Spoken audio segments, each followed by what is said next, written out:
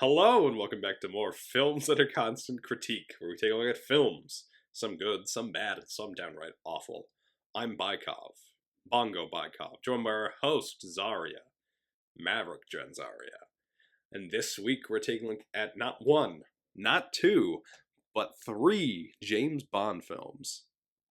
It is once again a versus format. Yes, more James Bond, a lot of James Bond, in fact. A lot of James Basically, Bond. these are three Bond movies that are sort of connected to each other.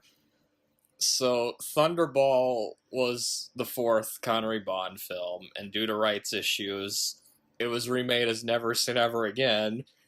And the same year that Never Say Never Again came out, Octopussy was released. So that's like... So it's a very weird connection. This Octopussy came out in June.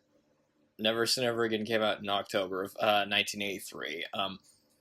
And Octopussy was the 13th James Bond film from Eon Productions. So because of this, 1983 was called The Battle of the Bonds. And Never Say Never Again is a weird one because it's not technically an official Bond movie. It was made by a different company.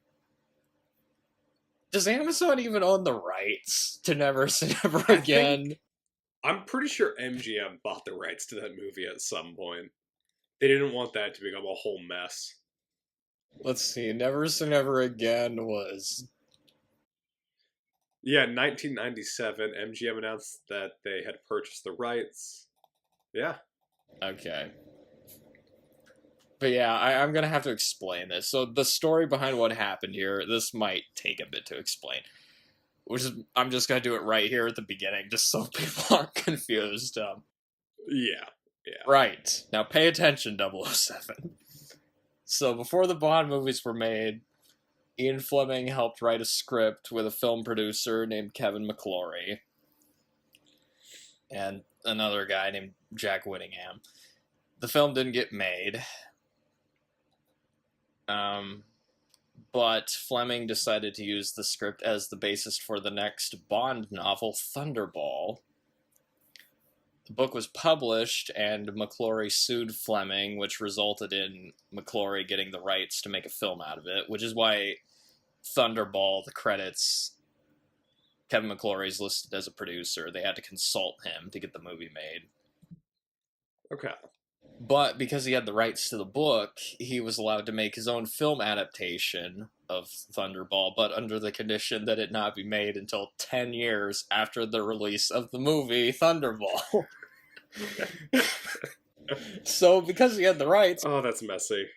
He had the rights, so he decided, hell, I'll make my own Bond movie. And somehow, both of these movies starred Sean Connery as Bond.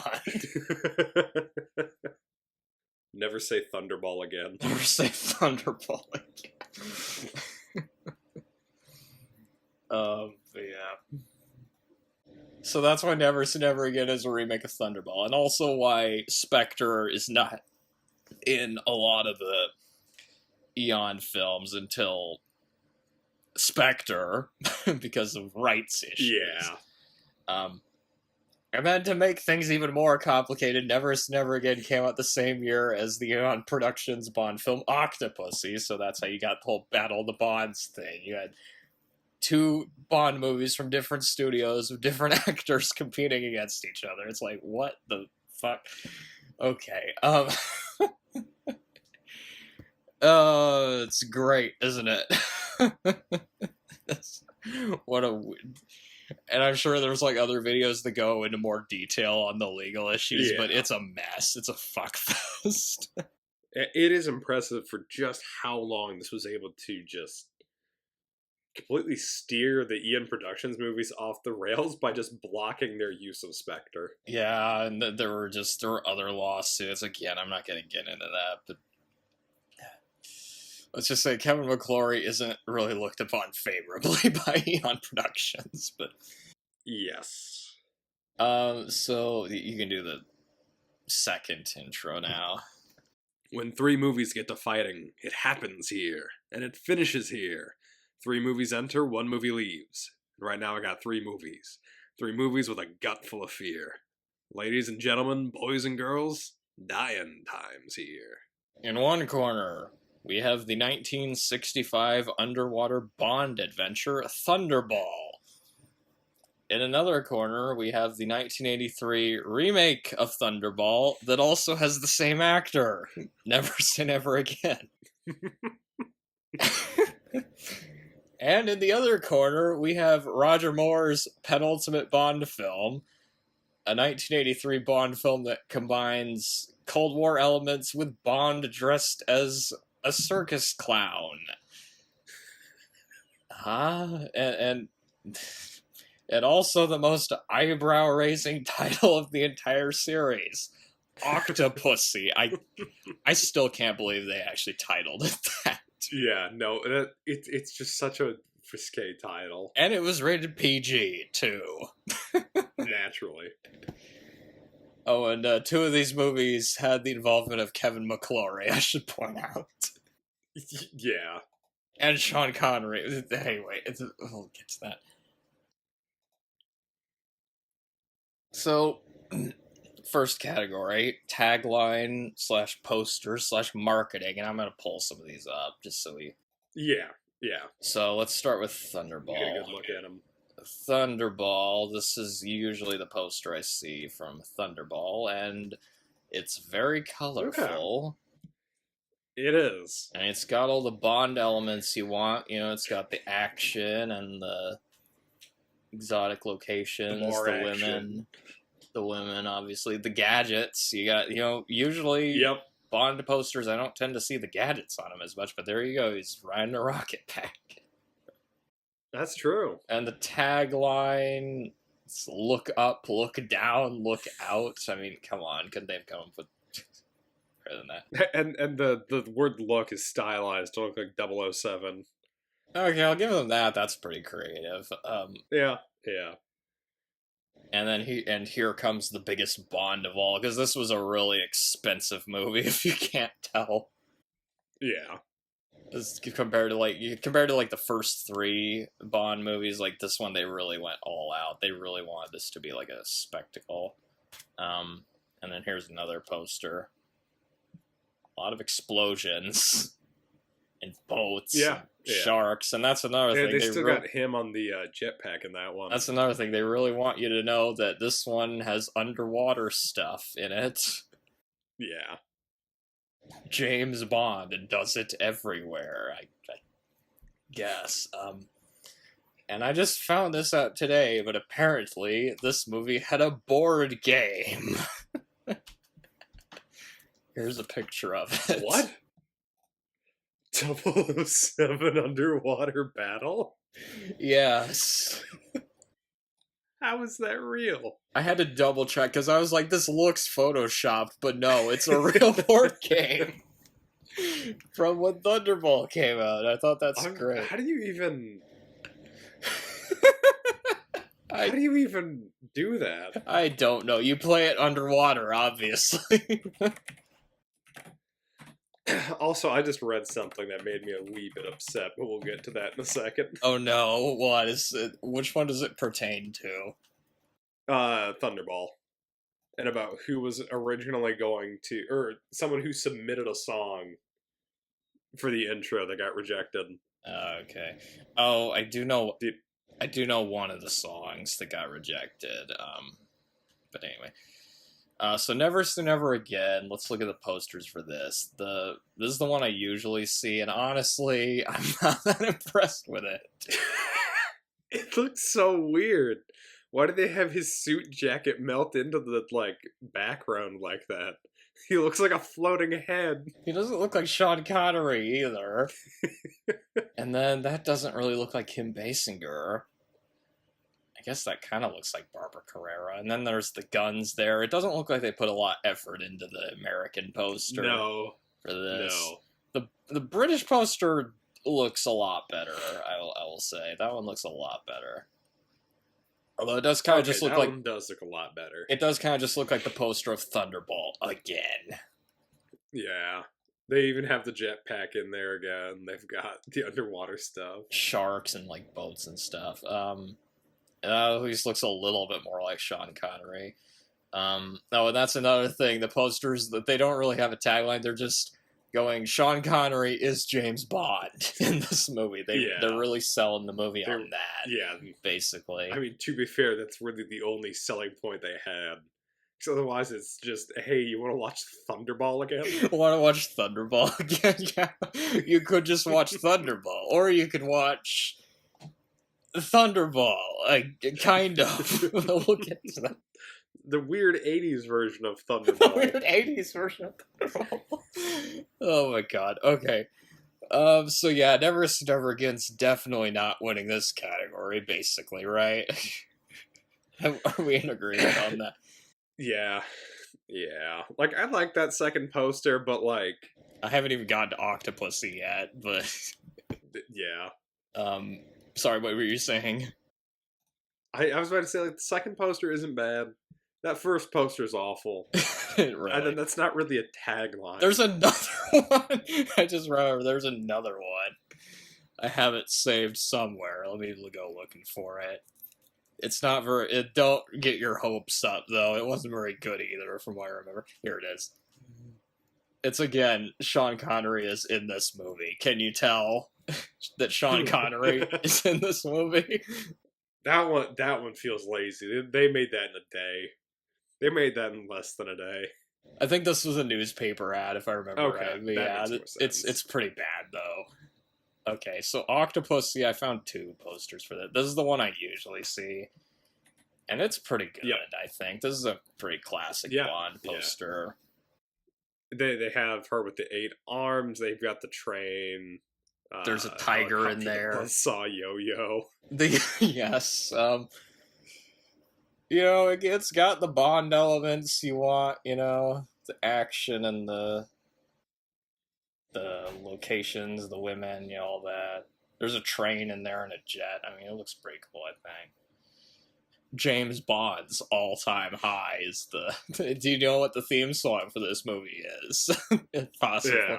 Yeah. The other one is not as good, and that is this. Yeah, that's pretty lazy. You got, 13 Why are there so many James Bonds? There's, 13 Roger Moores on the poster.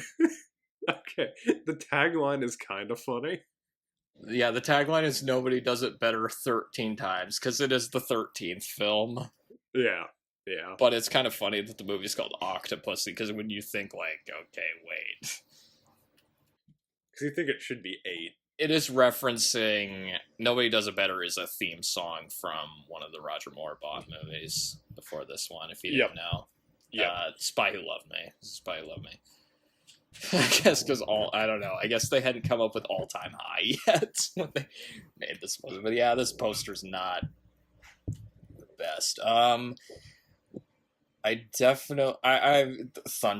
I think. It's Thunderball. That one was easy.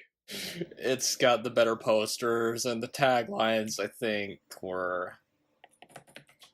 Well, maybe they could have come up with better taglines for that one. I'm going to move on to the next one, then. The next one is pretty easy to determine as well.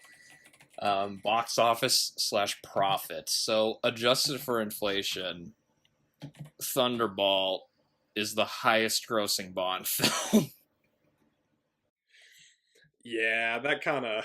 Case closed, right? I mean, adjusted for inflation, it's made over $1 billion. Oh. That is how successul that movie was. And I'm just looking at the box office versus budget. Budget was $9 million. Box office was $141.2 in 1965 money. Then again, the other 2 movies did pretty good as well. Never Say Never Again. It did not make as much as Octopussy. It made $160 million, and Octopussy made $187 million. But taking inflation into account, Thunderball wins. It just blows those out of the water. No pun intended. So let's move on. Yeah. I will say real quick, just one little point that because I'm just looking at these right now. One thing that I find interesting is that Never Say Never Again was quite a bit more expensive than Octopussy. Yes, which does not show when you watch it. No.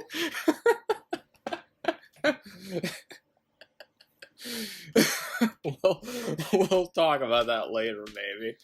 Okay, we'll have a little more to talk about here. Cast and characters. Okay. Start with Thunderball again. So Thunderball, we got a lot of returning players from the other Bond movies. You got Sean Connery, of course, Lois Maxwell, Moneypenny, Bernard Lee, Yep. and of course Desmond Llewellyn as Q, one of our favorite characters. And we should probably just start with Sean Connery, right? I mean, he's the reason you watch Thunderball at all. So this is, I think, one of his best performances as Bond, actually. It's just like fantastic. This is like pinnacle Sean Connery, James Bond. He's just so laid back and just badass in this one. Like, yeah, there are so many fights in this movie. Like, he's just getting in so many tussles in this one. And I like that he does a lot of investigating too. Yeah, that's something that I noticed with this too. Is a lot of sneaking around and stealthing. Exactly. I feel like he feels just like a bit more cold in this movie at points too, which is a really interesting like addition to his character. Like I'm specifically thinking of the scene where he uses one of the villains, Volpe, as like a human shield. Yes, that's a great scene. Yeah, he like because they're trying to shoot him, and he just like moves her into the path of the bullet. Yeah, that's a great scene. Yeah, there's a lot of good like facial expressions too. I noticed. Yeah, like that's the thing with like Connery is like even when he's not talking. I mean, granted, he's great when he's talking because he's got that magnificent voice of his. But like even when he's like not talking, he just does these like facial expressions. You can just tell exactly what he's thinking. Yeah, and stuff, which is really good. Yeah. At this point of the series, like this and Goldfinger, you can just tell he's completely confident in the part. 100%. Like and I like that he's sneaky and he like uses his wits more in this one, and not just gadgets. Like he does use some gadgets, but he's also like does a lot of like clever stuff in this one. Again, like what you mentioned earlier. And he looks great in this one, too. Like, this might be the best Connery ever looked in these movies. Like, his hairpiece, and he's in really good shape, too. Yeah. Like, very, like, you can tell he was working out. I think this is the last one of the last ones where it seemed like he actually gave a shit about Bond, or it feels like, because I don't know how much you remember You Only Live Twice, but he looks kind of bored in that one. Yeah. And it's because he was kind of getting sick of the role. But in this one, I think this is like one of the last ones where it seemed like he was actually trying. And not to jump ahead too much, but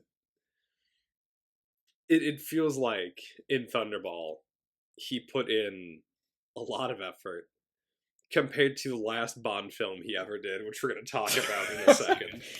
He gets into like, there's a lot of like physical stuff he does in this one. Again, the fight scene, I love that fight scene at the beginning. We'll talk about that more when we get to action scenes, but the fight scene at the beginning is great. It's one of my favorites. Oh yeah.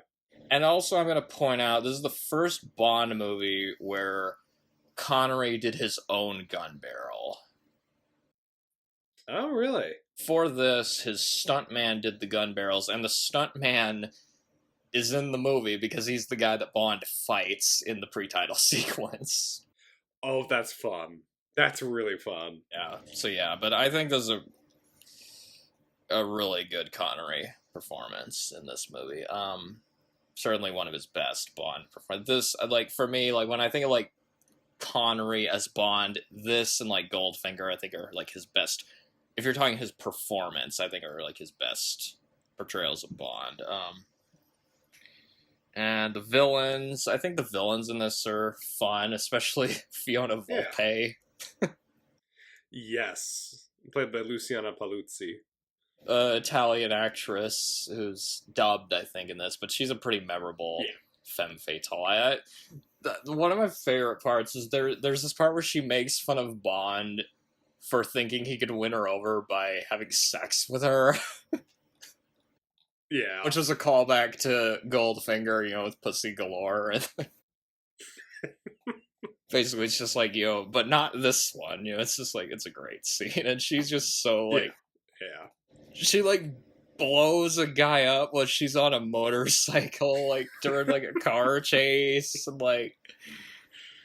We'll definitely talk about that scene more later, but pretty much all the action scenes that she was involved in were really fun. She has a lot of good comedic bits with Connery as well. There's a great scene with her and Connery where she, like, picks him up in her car and she drives, like, 100 miles an hour. And the conversation they're having there is pretty good, and, like, how he notices her spectering, yeah. Yeah. Definitely one of the more memorable, like, villainesses of the series, Like, you can kind of tell she was, like, sort of, like, well, her and, like, the character from Never Say Never Again, you can kind of tell, like, they might have inspired Xenia Onatopp a bit as well. And then, number 2 is in this. Yep, that's the main villain of the film. Which, obviously, Austin Powers, like, they took that from this. The guy with the eye patch, his name's Mario.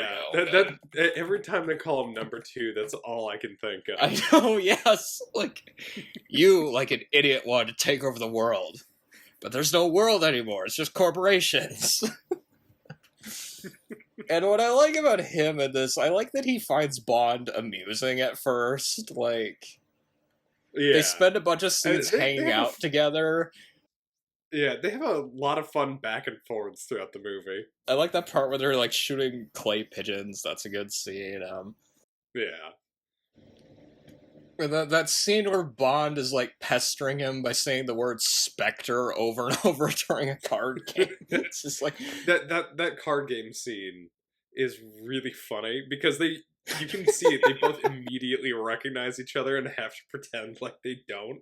I think that might be my favorite card scene out of any of these movies. It's so good. It's so good. And I like that he just has this pool of sharks. He has these pet sharks, and he just throws his henchmen to the sharks. That also feels like an Austin Powers bit.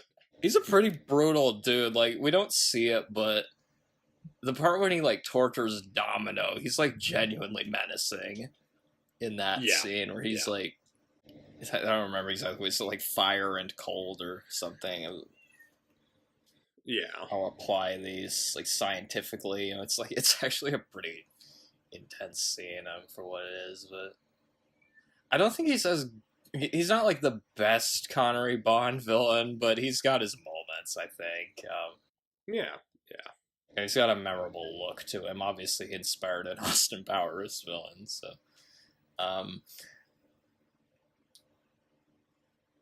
Blofeld is in this. Yes, we don't see his face, but we do see his body, hear his voice. Yeah, like the early appearances of Blofeld, like this and From Russia with Love, he's like, his face is like covered, you just see him like petting the cat. I like this scene. The scene of this movie is great because it's like this big Spectre meeting. It's really good set design. One of them is like accused of money embezzlement, and he just electrocutes. He electrocutes one guy in a chair. Like, again, it's like Austin Powers, Yeah. How he's got, why must I be surrounded by frickin' idiots? And Blofeld's, like, legitimately ominous, too. Like, in the early movies, you don't really see his face. You just hear his voice, and you see him, like, petting the cat. And the guy that did the voice is the guy that played... I think is... Wait a minute. Let me make sure I get this right. The guy... Not the guy doing the voice, but the guy sitting in the chair, that's Professor Dent from Dr. No. Oh, really? Actually, yeah. And he appears as Blofeld in From Russia with Love and Thunderball. Okay. But yeah, I also like the early Connery movies, how they build up to Spectre before you finally see Blofeld's face in You'll Live Twice, you know. I know that's not a movie that we're talking about, but the build-up actually works really well.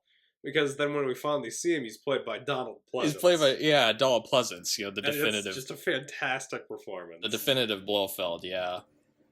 And I like that you see Spectre, like, carrying out their plot, like, behind the scenes. You don't usually see that in these movies. That's kind of fun, you know. Yeah. You see it, like, in intricate detail, you know, and stuff.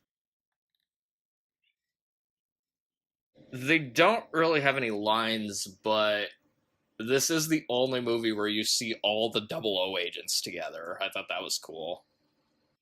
That's a good point. There's like a meeting, you just see them all sitting in chairs. It also helps make like the stakes like feel more serious. Because I think this is the first, isn't this the first Bond movie where basically the whole world is like held for ransom, you know? Yeah, because he takes 2 nukes. They steal some nukes and basically hold the world for ransom, then things proceeded to get even more like outlandish as things went on. I thought Domino was interesting. Yeah. How she's kind of involved in the plot unwittingly just because her brother died. Her brother was killed by the villains, but also she's sort of she's being held captive kind of by Largo. And there's a really good scene with her, but when Bond tells her what happened to her brother, that's a really good scene. It is. It's pretty heartbreaking. The acting from both of them, I think, is pretty good. Like Connery, you can see his hand like shaking a bit during that scene. Yeah. And he like puts on some sunglasses, I think, just so she doesn't like see him cry or something like that. Yeah. But yeah, it's a really good scene. They have sex underwater at one point. It's a bit ridiculous. Because you see, like, they go behind, like, a rock or something. You just see the bubbles, like, rising and, like, the swimsuits coming out. Yeah, it's... Oh, she also kills the main villain, too. You don't see that very often in these movies. So. And it feels satisfying, too, because, you know... It does. It feels very... Like, the movie definitely earns it, which is good. Felix Leiter is in this, but he's kind of forgettable, honestly. Yeah, he's very much a background character, doesn't really do much. He's kind of bland, too. Like, he doesn't really have any personality. Is it just me, or did he look kind of like Jeff Fahey in The Lawnmower Man a bit? He did! He kind of, yeah. Oh. I mean, it's cool that he's, like, helping Bond, like, in a helicopter and stuff, but yeah, he's just kind of just whatever, you know. You really miss, like, Jack Lord, because Jack Lord was, like, so charismatic in Dr. No, and you wish, like, a lot of the early Felix Leiters were so boring. Yeah. M and Moneypenny, they're pretty good in this. I just love that M finds Bond, like, a pain in the ass in these movies. Yeah. The whole time he's like, can you please stop bothering me?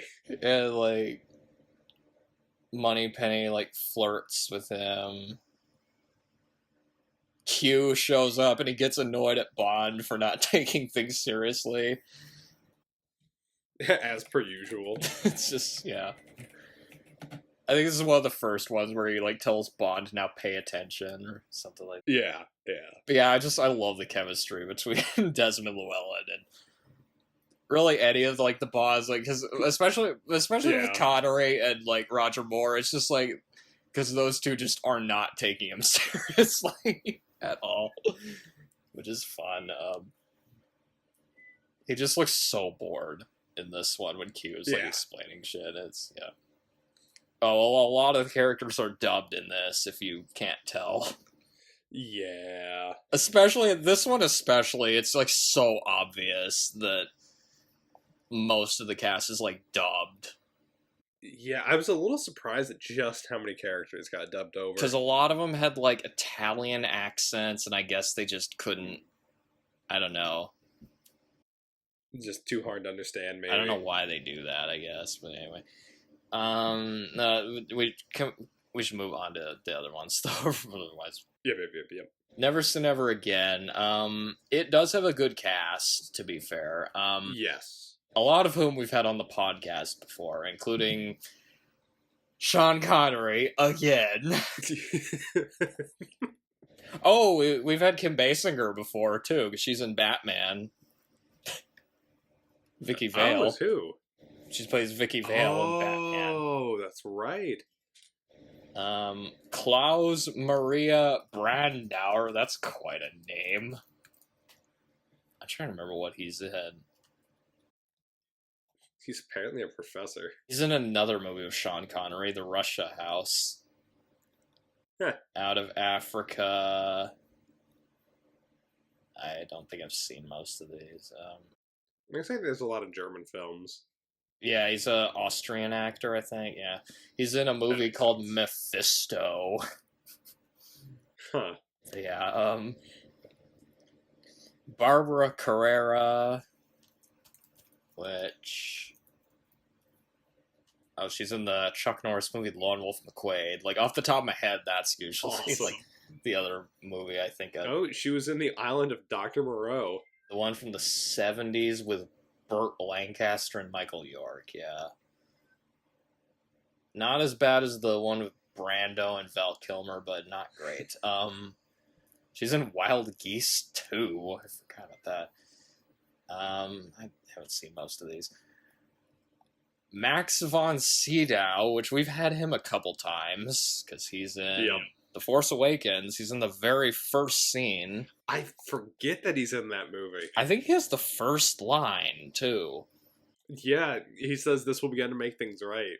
And then things went downhill after that. And then it made nothing right. When he dies, they got Max von Sydow and only had him in one scene. That was kind of, He's also in Conan the Barbarian. Yep. And I just saw him in Flash Gordon. He's Ming the Merciless. Oh, really? He's in a lot of movies. He's in everything from The Exorcist to Well, yeah, and that's what he's most well known for is The Exorcist. He's the old priest, which is funny because he wasn't that old when he made that movie. I think he's in Minority Report. Isn't he in Minority Report? Yeah, he's in Minority Report. He's in a bunch of Bergman movies. He's in everything. Go look at his filmography. If you've seen a movie, you've probably seen him in something. Oh, and Pat Roach. We had him in the Indiana Jones movies and Conan the Destroyer. Yep. So we've had him a lot. So Sean Connery in Never Say Never Again. This is 12 years after Diamonds Are Forever, and he comes back as Bond. And I think he's good in this movie, but it's not his best Bond performance. No. And he looks really old in this. I know he's not that old, but he looks old. He's 53 in this, yeah. But I'll give him this. It looks like he's having more fun in this one than he was in You'll Only Live Twice and Diamonds Are Forever. He was kind of sleepwalking. That's fair. Through those two movies. Here, it looks like he's enjoying himself more. He does have some fun action scenes. Yeah, a few. There's a good fight scene with him and Pat Roach, which we'll probably talk about later. Yeah. And it's impressive that despite his age, he's able to bang 4 women in this. Yeah. All of whom look way younger than him. It's kind of ridiculous. Yeah. And I think, the movie itself, we'll probably talk about this later, it's not one of the best, but, they did get Connery back, and there's that novelty to it, that it's, Sean Connery back as Bond again. They're like, oh, You Only Live Twice, that's his last movie. No, it's Diamonds Are Forever. No, it's Never Say Never Again. Never Say Never Again. Okay. Kim Basinger, she's okay in this. Yeah. She was just kind of forgettable to me. Had no chemistry with Connery, to be quite honest. No. Which is, you know, as far as domino depictions, I think Thunderball definitely had the better one. Yeah. They had a lot more chemistry in that. I do kind of like the villains, though. Okay, so I like Largo in this because he's such a psycho. Yeah, he's a psycho. In a certain way, he almost feels more like a modern Bond villain, where like everyone thinks he's like this, like, you know, philanthropist, this guy that's just running a charity, and it turns out he's just absolutely insane. He gets a promotion in this movie though. He's number 1 and not number 2. That's true. Yes, I'll probably mention that later, but he's like really charismatic and really creepy in this, which is kind of fun, you know. Yeah. There's like this great scene where he like uses an axe to destroy a bunch of stuff, and like some of his interactions with Kim Basinger are kind of fun. He was a very different Bond villain though. Like you look at the Bond villains before him, none of them were like, I don't remember them being this dark. Like, no. Granted, you don't see much, but like just from his acting, there's just something really unsettling about this dude. Hell, when he uses the axe, you're half expecting it to turn into like The Shining or something, you know? Yeah. And then Barbara Carrera, I thought she was kind of fun as the femme fatale of this movie. Fatima Blush. Yeah, she takes the role of Volpe from the original movie. Yeah, not as good of a name as Fiona Volpe, though. She's very over the top, but in an enjoyable way. Like, she really does feel like Xenia Onatopp. I mean, just... like, actually, yeah, that's a great comparison. Or like, she was kind of reminding me of like Cruella de Vil at some points. She was so over the top, and there's a part where she kills a guy with a snake, like by putting it in his car while they're driving. It's so ridiculous. And then not only that, the car wrecks, but the snake survives. The guy dies in the car wreck, but the snake somehow survived. That's hilarious. And she had some good interactions with Sean Connery as well, which were funny. I'll probably mention that when we get to like dialogue, but yeah. I will say this though, this movie, waste of Max von Sydow. Complete waste. Yeah. He's only in the movie for what, like 3-4 minutes total? Only a couple of scenes. And they cast him as Blofeld, and he leaves no impression in this. No. He's not menacing or interesting. He's not even that mysterious either. Because they show his face right away. And he's got like a beard. He looks more like Santa Claus or something with the beard. Or like, he looks more like just a kind old professor. That's like, I guess this would get more into visual design, which we'll talk about later, but even like the set, when they're having their big evil meeting, it just feels like a classroom. The Spectre meeting is so dull. It literally just looks like they're sitting in a hotel room. It does. They just booked a hotel in London for a couple of days. It's so boring, yeah. And speaking of boring, I thought the MI6 regulars were kind of boring too. Well, M and Moneypenny were kind of boring in this. Moneypenny just didn't have the same flair that she does in like the, you know, in the actual Bond movies. She felt more like just a nervous secretary. Yeah. It's like, oh, like be careful, Mr. Bond. You know, just like, okay, like, and M in this is like, I mean, he's a hard ass, but in a different way. He's like, he's younger than Bond. He feels overbearing in this. He's younger than Bond for one, and it's Edward Fox, who was in, if you've ever seen Day of the Jackal, he plays the Jackal in that, which is a much better movie. Oh, okay. And yeah, they're kind of going for the whole Bond is old and irrelevant plot, but it's not done very well. No, it was giving me flashbacks to something like Skyfall. It's kind of like Skyfall. Yeah, Skyfall, but he seems older than Daniel Craig's Bond did in that movie. Well, he is, And because, then like, they just kind of, and then they give up on the plot point like after half an hour.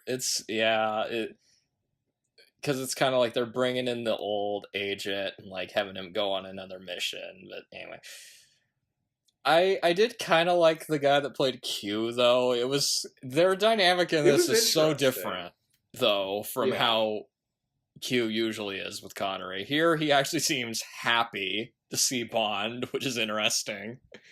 It feels like they have a sort of camaraderie in this that they just don't in like the other movies. Yeah. And the actor that played him was kind of fun, too. I don't know what else he's in, but it was definitely different. Yeah. I will say, though, if we're talking Felix Leiter, the Felix Leiter in this movie is a lot better than the one in Thunderball. Oh yeah, no, he has an actual personality in this. Bernie Casey is pretty good as Felix Leiter, because they seem like old friends. I mean, they actually have, like, chemistry, which is kind of neat. And I do like how in the scene where he makes his first appearance, he throws a fake grenade at Bond in the middle of an airport. That was pretty funny, yeah. He, like, calls Bond old buddy a few times. He even goes with it. Like, he even rides in, like, a rocket pack at one point. I always forget that Rowan Atkinson is in this movie. And he's not very good. Every time I forget that Mr. Bean meets James Bond. That blows my mind. I honestly don't know what I think of him in this. He's just kind of annoying, which is unfortunate because I do really like Rowan Atkinson. I do too. Yeah, I've seen. I like him as Mr. Bean. And I love Blackadder. I've seen clips of Blackadder, and it's really funny. And the giant English movies, they have their moments, which I guess he did kind of. He was in a Bond movie, then he played a spoof of Bond later. So there we go. I was more just weirded out at the fact that Rowan Atkinson was talking to Sean Connery. They feel like it feels weird. They're out of two completely different worlds. Like, it's just, what is going on? His hair was weird. He had a weird hairdo in this. And he had a weird way of talking too. It was like he sounded really nervous. He was really nervous the whole time. It wasn't really. I don't think the role really was suited to Rowan Atkinson's strengths. Like, because usually Rowan Atkinson, he plays characters that are, like, overly confident, right? Yeah. Like if he had played this like he was playing Johnny English, I think it would have worked. It would have worked a lot better, yeah. What was his character's name in this? Wasn't this, like, one of his... It was like Nigel Smallfawcett. Yeah, Nigel Smallfawcett. They gave the Bond girl last name to his character. This was his first movie. That was Rowan Atkinson's first movie? Where he played a character, yeah. He was in, like, some short films and stuff. He was in something where he played himself, but yeah. He's definitely got better as he went. Oh, right, he's Zazu in The Lion King. He's in Hot Shots Part 2. That's another one where I always forget he's in that. Yeah, but he's in that. It's like basically a cameo, though. He only appears like way towards the end. Okay, so I forgot he was in the Wonka movie from 2 years ago. Yeah, and he's in Rat Race. But yeah, not one of Rowan Atkinson's best performances. I think we're in agreement there. I think I did chuckle at a few things he said, but yeah, he's not very memorable, though, to be fair, in this. We should get to Octopussy, though. We've been going for so long on this category. Yeah. So Octopussy, there's some interesting stuff here. This is obviously another Bond appearance from Roger Moore. Yep. His penultimate Bond movie, not his last movie, his second to last movie. And he was 55 when this was filmed. And how old did you say that Sean Connery was when he did Never Say Never Again? He's like 52. He's like 52, 53, and Never Say Never Again. So he's even older than Sean Connery, but he feels younger. Although he doesn't look as bad in this as he does in A View to a Kill. In A View to a Kill, Roger Moore is like, wow, you're too old for this. And it seems like every other line from Roger Moore in this was a bad quip. It was.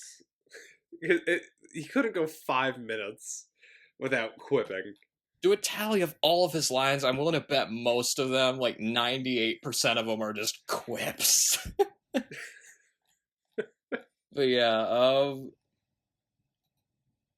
so do you have any thoughts on Roger Moore as Bond in this, or?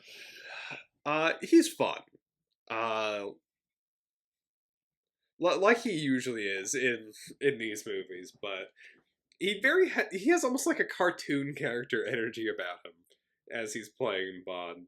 He's like wink, wink, nudge, nudge, basically. With he's like very like tongue in cheek. That's the phrase I was thinking of. Yeah, he was basically when you think of Bond, you think of like Batman, Adam West. Roger Moore is basically the Adam West Batman of the Bond actors.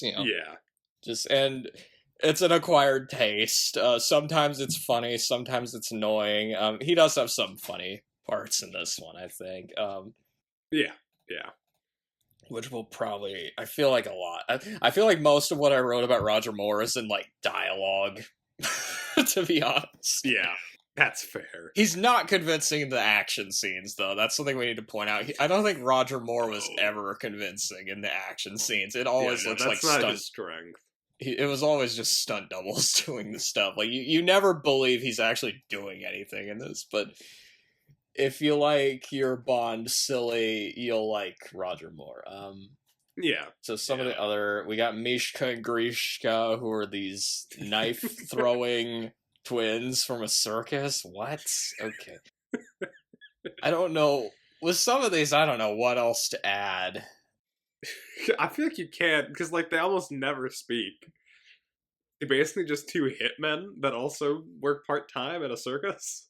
You got Penelope Smallbone, who is the new secretary for MI6 that never shows up again. No. I think has one line. And there's only in one scene. Oh, okay. We need to talk about this. This is another movie we've done with Steven Berkoff in it, and in this, this is another movie done with Steven Berkoff in it as a Soviet general. He basically is playing Putin in this. I mean, he looks like Putin, doesn't he? This is what I imagine Putin in the Kremlin is like. He's just plotting all this shit, like going, let's take over the West. It's decadent. I hope he has the same kind of meeting room that the Soviets have in this movie. Because that would make so much sense. But yeah, so Steven Berg, he plays General Orlov. He's a fun villain just because he's so over the top. Like... He's just a complete, like, you think of, like, Russian bad guys in movies. He's just so caricature-ish, but so fun. Yeah. In this. Because his whole goal is just he wants to go to war with NATO. He doesn't care about anything else. Of course. Yeah, and he's like, oh, maybe I'll mention that later, but, like, he's like saying like the West is decadent and divided. Don't you know about our overwhelming superiority over NATO forces? NATO forces? You know what I just realized? What? All three of these movies focus around a group stealing nukes. Oh my god, you're right, yeah. Well, obviously Thunderball and Never Say Never Again do, because it's the same plot. Of course. But yeah, this one, they, like, steal bombs, and, like, we'll probably talk about that when we get to the story, but yeah, they do steal nukes in this as well, but yeah. So yeah, Steven Berkoff's a lot of fun. He's basically playing the same Russian villain that he did in Rambo First Blood Part 2, except turned up to 11. Yeah, this is Robert Brown's first movie as M. Because Bernard Lee died before they made For Your Eyes Only. So M is not in For Your Eyes Only because they didn't want to recast him yet. So they recast him in this. Yeah. So Robert Brown, he's in 4 movies as M. And before that, he played another character. I don't remember the character's name off the top of my head, but he's in a few other Bond movies. He plays M also in A View to a Kill, The Living Daylights, and License to Kill. Okay. And he's okay, I think. He's not as good as Bernard Lee or Judi Dench. But he's serviceable, I think, in the role. Yeah. He's fine. I just don't quite get that same like dynamic between him and Bond that you do with like, because Bernard Lee being like the hard ass, Yeah. I feel like it wasn't until like the later Bond movies he was in that he was selling. Like in License to Kill, he's pretty good as M, but before that, just he doesn't stand out as much. General Gogol is in this one. He's in some other Bond movies. Oh, that's right. He's usually like he's not like an ally to Bond, but he's not like antagonistic to him either. Yeah. Because he's Russian, so he's working for the USSR. But he's not as insane as like General Orlov in this movie, for example. But he's in a bunch of Bond movies. I think he's in a good chunk of the Roger Moore ones. Basically the ones that involve like Cold War elements, basically. Yeah. Louis Jourdan as Kamal Khan. I like that both the villains in this movie have exaggerated accents. Yeah, like very, very insanely exaggerated. Kamal Khan, he's not one of my favorite Bond villains, but he's fun. I like that he's just so smarmy. And, like, the scenes with him and Bond are kind of fun. Like, the part where they're playing backgammon's pretty good. Yeah. It's like 2 guys just trying to out-smug each other. Basically. And he's got, like, loaded dice. This guy gave me loaded dice. And he's got an Indian henchman that, like, crushes dice with his fists. With his hands. Kind of like Odd Job crushing the golf ball in Goldfinger. Yeah. He eats sheep's eyes. I forgot about that scene. That dinner scene, that had to have inspired Temple of Doom, right? I mean... It had to. Come on, like... It's so gross. Like, he eats the eyes, like, right out of... It's... Oh, my God. Yeah. But yeah, he's like... Yeah, not one of my favorite Bond villains, but he's enjoyable enough. Bond's contact in this, he was a pro tennis player in real life. Could you tell? Oh, really? Because you would never be able to tell from the chase scene and all the tennis jokes. Got a tennis racket, he's hitting people with it. Another appearance from Desmond Llewellyn as Q. And this is actually always fun to see. I think this is one of my favorite Q scenes, actually, because Bond is so annoying to him in this scene. He's just completely just blowing him off, not paying attention. He's making all these bad puns and stuff. He uses the camera to, like, a state-of-the-art camera that Q is working on to, like, zoom in on a woman's breasts. He's just acting so immature. Yeah. And Q even says, like, really, 007, I don't have time for these adolescent antics.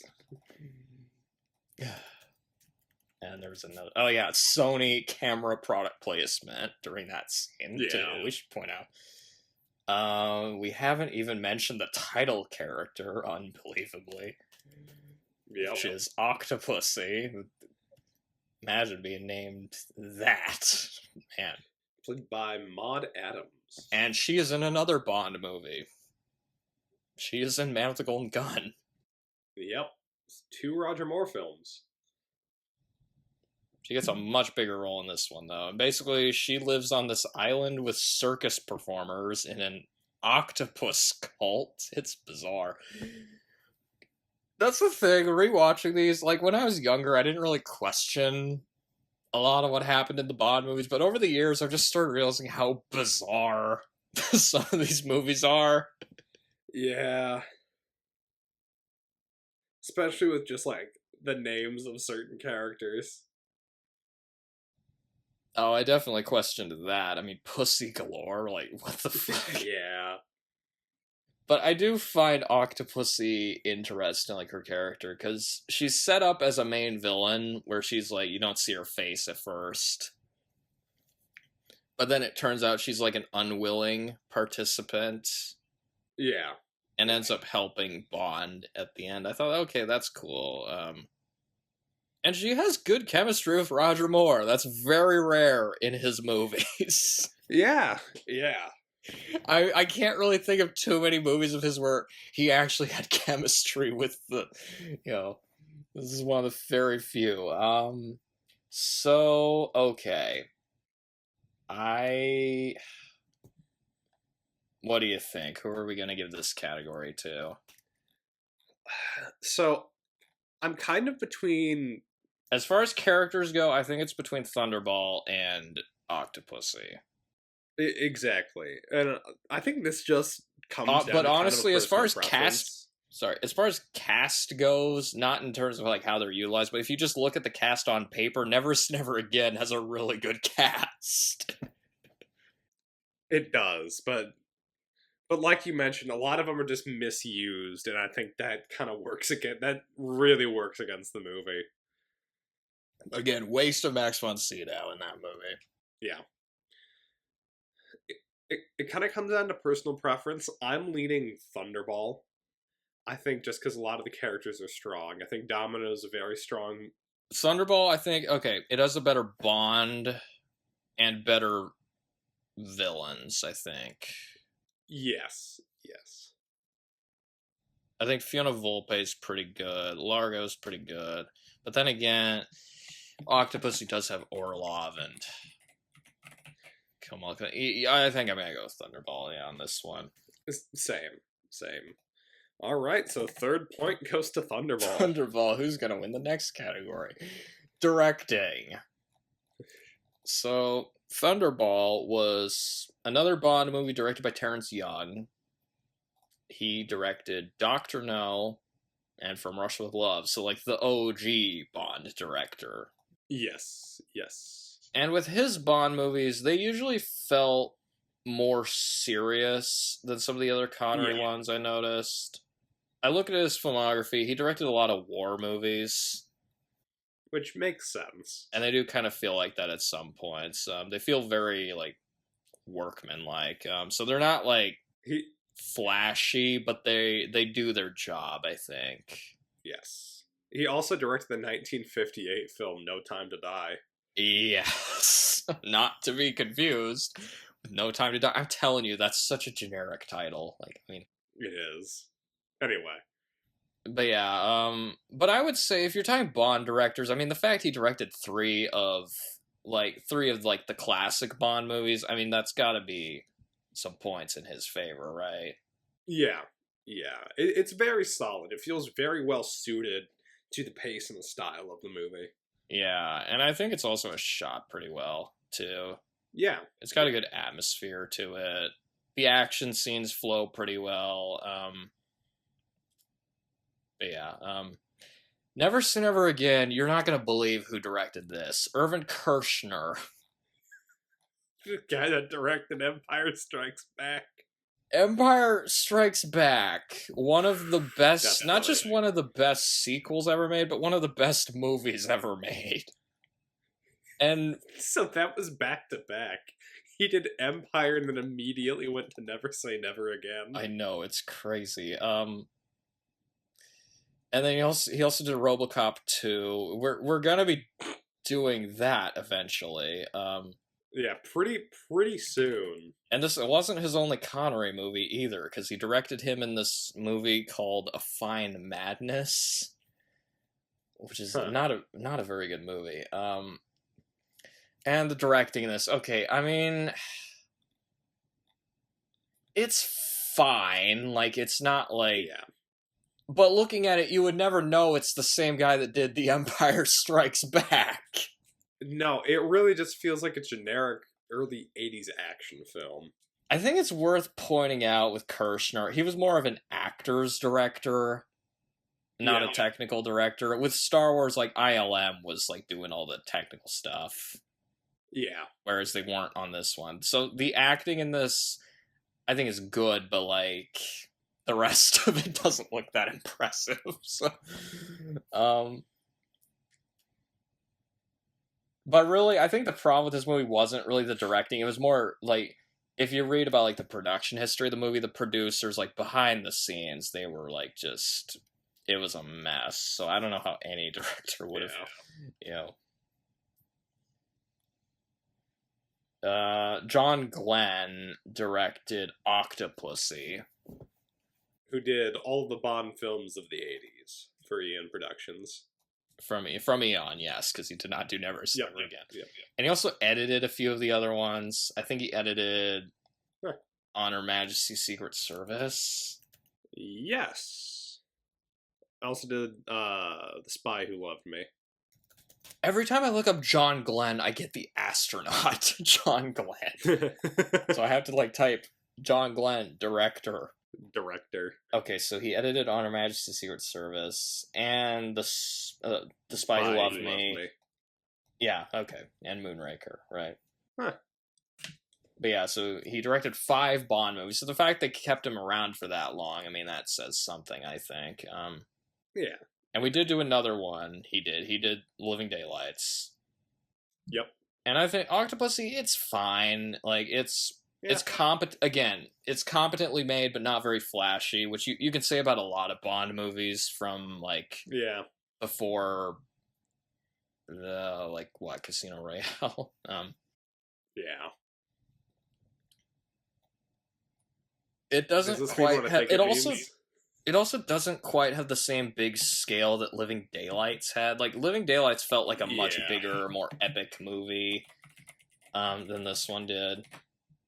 I would say the action is handled pretty well, but, like, whenever the characters are just standing around talking to each other, it's just kind of drab, and there's not a lot of energy to it. Yeah. Some people have criticized, like, the 80s Bond movies for kind of just looking like TV movies at some points. Yeah. And it does kind of feel like they just pointed the camera at it. So, Thunderball. Are we giving it Thunderball? Yeah, fourth point for Thunderball. That movie is knocking it out of the park. And the next category is critical reception. So, on Rotten Tomatoes, it's pretty clear who the winner is. Yeah. Thunderball has 85%. Never Say Never Again, I was actually a little surprised. It has 71%, because it's usually not very well regarded by people. Although the audience score is only 37%. And another thing I should point out, Never Say Never Again got way better reviews back when it first came out. I think just because people were really excited to see Connery back. That makes sense. Because you look up, like, Siskel and Ebert's review, they're so glowing in their praising of this movie. They're like, they both gave it, like, 2 big thumbs up, basically. And it's like, you look at it now, it's like, I guess it's just okay, so a movie just not aging very well. Octopussy has 42%, so it's way behind those. Yeah. That's the thing. Octopussy is not a well-regarded Bond movie by a lot of people. No, it's usually regarded. It is a fun one. It is not very well regarded. Yeah, there's quite a few Roger Moore Bond movies that are just not very. Usually, when I hear, like, people consider, like, the worst Bond movies, like, the 3 Roger Moore ones I usually hear listed as the worst are, like, Man with the Golden Gun, View to a Kill, and, like, Octopussy. Those are usually the 3 that get dragged down. And Moonraker, a lot of people hate Moonraker, but they have their fans, obviously. Yeah. I'm not saying, like, I hate those movies, but just there's a lot of people that don't like those movies. They're very polarizing, because they're just so goofy, and they go all out with it. Because personally, I would not put Octopussy at 42%. I'd put it like 142%. But IMDb, Thunderball has 6.9. Octopussy has 6.5, and Never Say Never Again has 6.1. And Never Say Never Again is tied as the lowest rated James Bond movie on IMDb. Do you want to guess what it's tied with? Is it tied with one of the Ian films? Yeah. Oh, sorry, we're not counting the spoof version of Casino Royale. That's the lowest rated one. That one is like a 5. But if you don't count that, the lowest rated one... Is it tied with Die Another Day? Yes, Die Another Day. Yeah, of course. I forgot to look at I need to look at the Letterboxd. What do they have on Letterboxd? I forgot to check. I think Thunderball had the highest, though, if I remember right. Last I looked. Thunderball has, what is it? 3.2. That's 3.2. So it's out of 5. Octopussy. I remember Octopussy having, like, less than that, I think. I think it had 2.9. Octopussy had 2.9. And I think Never Say Never Again was lower than that. People do not like that movie. Like, a lot of people don't even, like, count it as a Bond movie. Like, I usually just throw it in there just because it has Connery in it, so, you know. Yeah, it looks like that one's 2.7 on Letterboxd, so this one seems pretty clear. Congrats again. We need to... I didn't mention Leonard Maltin's reviews. Oh, that's true. I don't know if this will factor into the points, but okay, so Leonard Maltin, what do you want to guess he gave Thunderball? I'm going to guess he gave Thunderball 3.5. 2.5, actually. Really? He said it wasn't as lively as some of the other ones, and that the underwater scenes bogged it down. That is a common criticism of Thunderball, is that it's the underwater stuff is slow. Never Say Never Again, what do you want to guess he gave that? I'm gonna actually, I'm gonna say he gave it the same score, a 2.5. Yeah, same score, although I did see an old Entertainment Tonight review of his where he gave it 7 and thought it was better than Thunderball. Really? Yeah. He praised Connery in the movie, but thought it was uneven and overlong. He also liked Klaus Maria Brandauer and Barbara Carrera's performances. Octopussy. I was really curious what he thought of that one. I'm gonna guess he gave that one a 1.5. No, believe it or not. I was shocked. He gave it 3.5. He really liked that one. Wow. For Octopussy, I don't even know if I'd rate it that high, but maybe. I mean, I do enjoy it. He thought it was good escapism. He praised Roger Moore's performance. He said that it throws everything in but the kitchen sink for the sake of an entertaining show. I don't think this affects the score, though, because Octopussy loses on, like, all the other... Yeah, the Thunderball... how many points does it have? Again. It's at 5. Well, the other ones still have a shot, because it's, 15 categories? 15, right? Yeah. 15. Oh, this next category... I mean, music... Do we even need to talk about this one? I mean... This one, spoiler alert, this one's Thunderball. Easy. So, for one, John Barry did the score for Thunderball. And for 2, Tom Jones sang the intro. Tom Jones did the theme song. I mean... it's a great song, too. It's really brassy, bombastic. It goes really well with the opening visuals, too, with the swimming women during the opening credits. Although there was an Purple There or was red an alternate gradients. theme song they almost used that I really like, called Mr. Kiss Kiss Bang Bang, which was done by Shirley Bassey. She did the theme for Goldfinger. Okay. But they didn't use it, I think, because they wanted the title in the theme. Yeah. But you can hear music motifs of it throughout the movie. Actually, it's a good song. If you've never heard it, it's really good. Mr. Kiss Kiss Bang Bang, that's the name of it, by Shirley Bassey.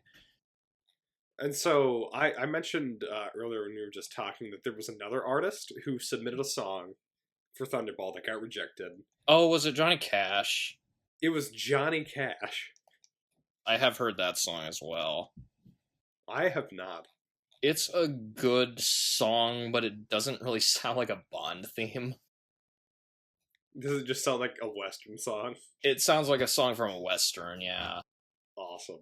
It's a good song. You should listen to it. I mean, it's Johnny Cash. Of course it's good. Yeah, of course it's good. And again, you got a good John Barry score. It's very actiony, but it also has that sense of like mysteriousness around it too. Yeah. It's the movie. Never Say Never Again had a score by yes. No, it just sucked. It just sucked. It's by Michel Legrand. He's like a French composer. He's not a bad composer, but it doesn't fit a Bond movie. No. Like, I think he did... I'm trying to remember what he did scores for. He did Umbrellas of Cherbourg. And then he did this. What? But it just doesn't fit. It's like some sort of like weird... It's like this weird lounge music that doesn't... Yeah. It feels misplaced. It feels like a backup score. Like it was the temporary one. Because basically, because they wanted James Horner originally, but they couldn't get him for some reason. They couldn't get James Horner, which would have been so much better. Can you imagine James Horner doing a Bond score? That would have been great. And the theme song is horrible. The theme song's awful. It's laughably bad. It sounds like just really bad lounge music. And the lyrics it's awful. Which is ridiculous because it was written by the same people that did Windmills of Your Mind. Really? Which is a good song. And they did this. Just going.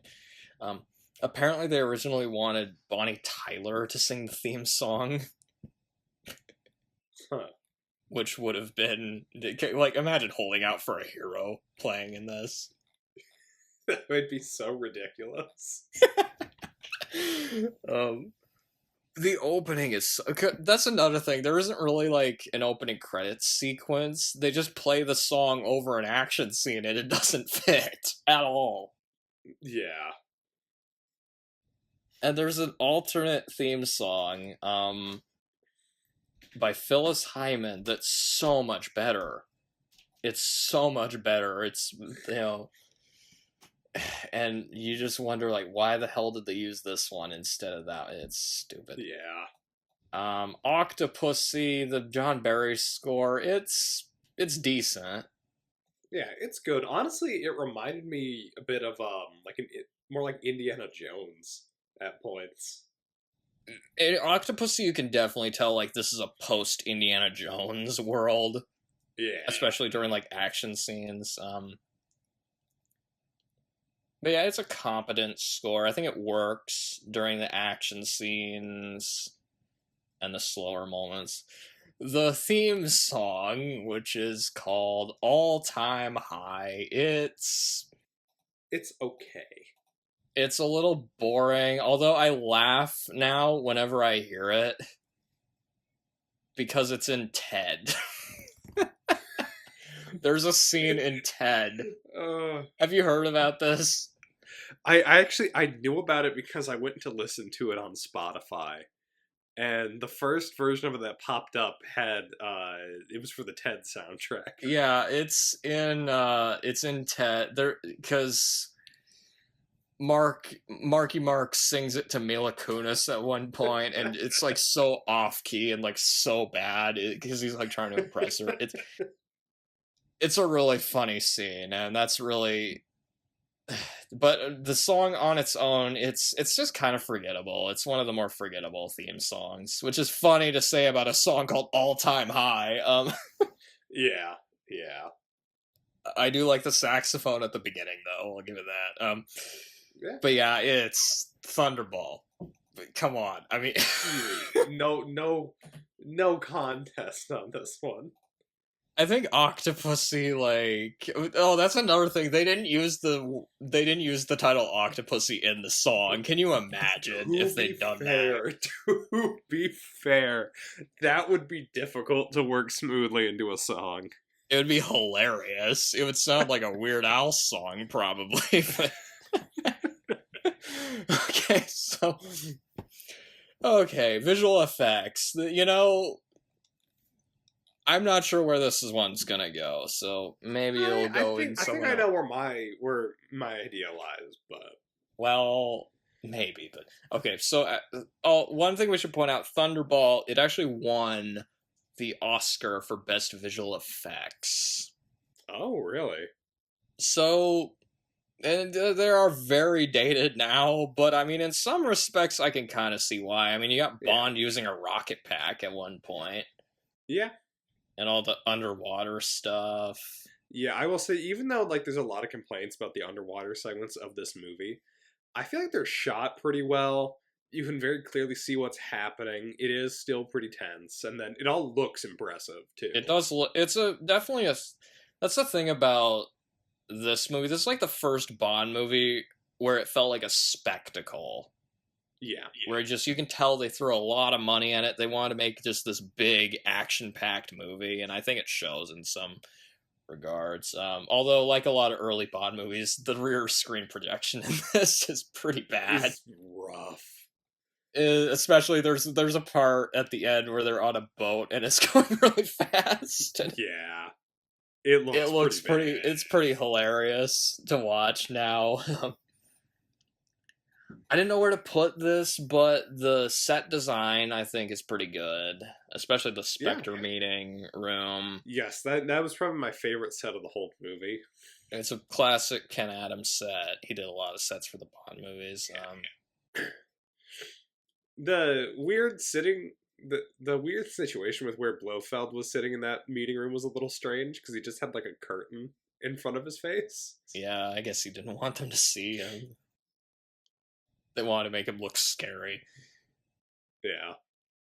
And the locations, I think, are pretty good in this one. Like, of all the Bond movies, this is definitely one of the ones where it really feels like Bond is just on vacation, which is kind of fun. Yeah. It's so exotic. Like, it's, he's in the Bahamas in this one, right? It's like... he's in, like... Nassau. Yeah, he's in the Bahamas in this movie, so it's like it looks very, very beautiful. Never Say Never Again. The special effects, they're nothing to write home about. Some of them look kind of sloppy. There's the one that sticks out to me when the horse falls off the cliff. Yeah, it looks pretty bad. And this movie cost more to make than Octopussy, we should point out. But it looks cheaper. That's the thing. This movie, like, the set design and stuff, it looks so boring for the most part.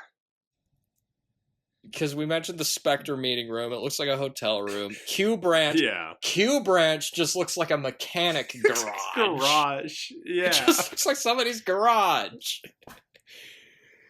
They go to this, like, weird cave at the end of the movie. Yeah, it's like, what? There's a castle. It looks like they filmed on location for a lot of it. Yeah.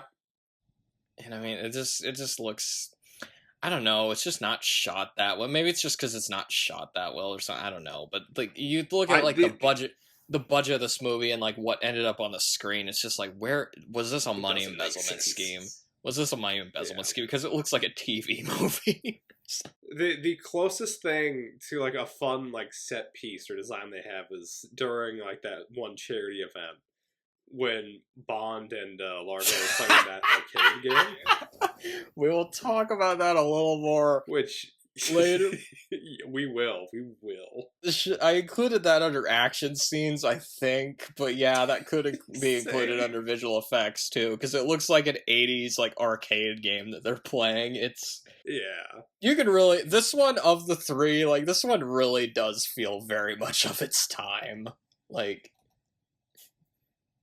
with Octopussy, even Octopussy doesn't look as dated as Never Again does, but yeah. Speaking of which, Octopussy, it's fine as far as effects go. Yeah. I think the opening looks pretty good with the jet. Yes. Although during close-ups of Roger Moore, you can tell he's not flying that plane, and just come on. I mean, there's some good explosions. The design of that Soviet meeting room. Yes, I love that room so much. It looks like the war room from Dr. Strangelove, except Russian. Yeah. He'll see everything. He'll see the big board. It's good set design. I like the map with like all the arrows and like the red moving to show Russia they conquering have like everything. Massive circular tables with chairs that like revolve, and so if they have to face a different wall, they just move. There's a big picture of Lenin on the wall. I like the palaces in this too.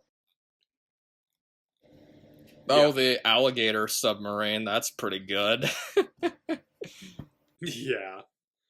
And like all the pyrotechnics stuff, I think it looks decent for what it is, you know. Looks better than Never Again, even though it cost less. Like, what is up with that? Okay, so... Yeah. What do you think? I'm actually undecided on this. I'm...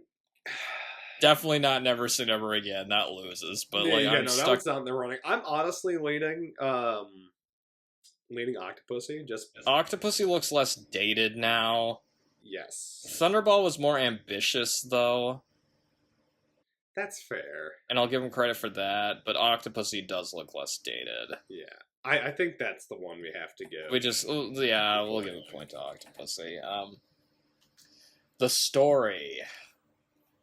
Now, pay attention, 007.